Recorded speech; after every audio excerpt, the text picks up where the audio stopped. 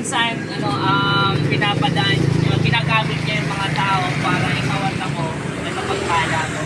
Sa totoo lang, lahat ng mga blessing na mayroon ka, kahit yung mga nakikita at hindi nakikita, iyan po ay talagang ang galing sa Diyos. Ayun po ang katotohanan. Ano po? Bakit po tayo binibless ni Lord? Kasi unang-una, mahal po tayo ng Diyos. Ano po? Gusto ko pong ipaalala sa inyo na yung pagmamahal ng Diyos sa atin, sobra-sobra. Ay, ang minsan pinatunayan po yan ng kanyang ama na kung saan ibinigay po niya yung niyang kaya sa isang anak na si Jesus. Walang pong ibang na si Jesus. Sabi po doon sa John 3:16, gayon na lamang daw po ang pag-ibig ng Diyos sa sanlibutan, kaya ibinigay niya ang kanyang kaya sa isang anak na si Jesus upang sino man daw sumampalataya sa kanya ay hindi daw pumapahamak, kundi magkaroon ng buhay na walang hanggan.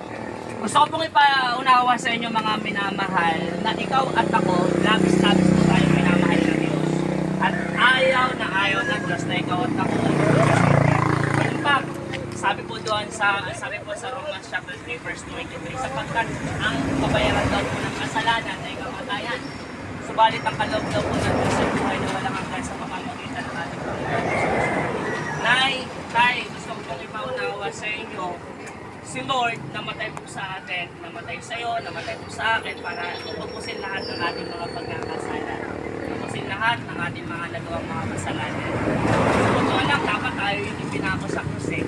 Pero dahil sa lahat ng pagmamahal sa kasalanan na meron tayo, kasalanan ko, kasalanan po ng bawat isa sa atin, inako niya para lang ikaw at ako yung magawalang sala. Para po hindi tayo sa inyo na ang tao po, dalawa lang ang destination, langit at impyerno. Ano po? Pero sabi ko nga po sa inyo, kailan naman nais ng Diyos na ikaw at ako nung nasa impyerno. Ang buhay natin, hindi natin tawag yan. Hindi lang pag sinabi ni Lord, nakukunin ang buhay niya, ang buhay natin, hindi po natin pwede sabihin, Lord, sa inyo lang, hindi magbabago. Lord, sa inyo lang, may business na po ako inaasikaso, hindi po natin pwede sabihin yun. Kasi ang katotohanan kapag dalaw ng Diyos na ikaw ay kanyang wala po tayo magagawa. Pero ito ang pinakamagandang balita. Sabi ko nga po sa inyo, kahit alam man ng Diyos na tayo hindi. Nais ng Diyos na ikaw at kami makasama ng Diyos sa kanyang Diyos na walang hanggan. Sabi ko nga, ayaw ng Diyos. Sabi ko sa Biblia, sa aklat ng John chapter 4 verse 16, sabi ko doon, ako ang daan ng katotohanan ng wala pong iba kundi si Jesus. Sabi niya, si Jesus lang po ang daan, si Jesus ang buhay, si Jesus ang katotohanan. Wala daw makapupunta sa Ama, kundi sa pamamagitan dito, Jesus mismo. So, ibig sabihin, ang paraan mo para ikaw at ako ay makapunta sa langit at makasama ng ating Diyos. Wala pong iba kundi si Jesus ang daan.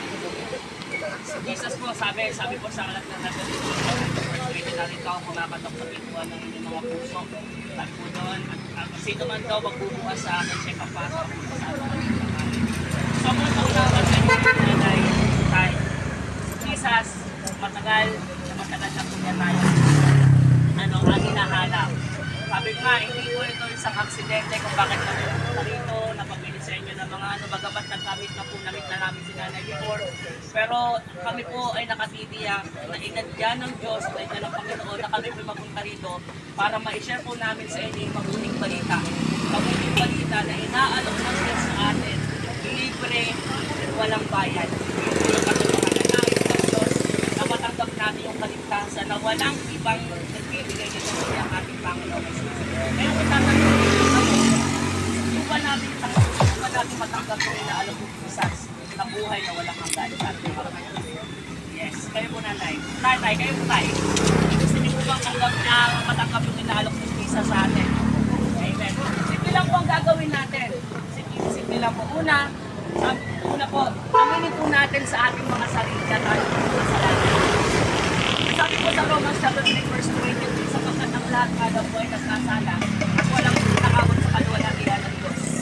Alam niyo po, gusto kong ipaunawa sa inyo na ang pamantayan ng Diyos napakatakot, hindi natin kailan maaabot.